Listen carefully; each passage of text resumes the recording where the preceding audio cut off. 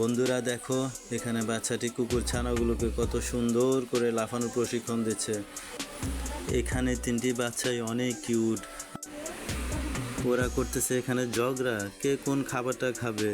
আর এখানে বলতেছে আমি খাবো না, তুমি আমাকে কেন জোর করে খাওয়াচ্ছ। আর ও কি করছে, সব খাবার ফেলে ফেলে খাচ্ছে যে আমি কাউকে খেতে দেবো না, আমি নিজে খাবো। ওয়াও! এই কালো বিড়ালটি বলছে তোমরা কে কোথায় আছো, আমাকে বাঁচাও, আমি কিসের ভিতরে ঢুকে গেছি, এখন বেরোতে পারছি না, হা হা হা, আমাকে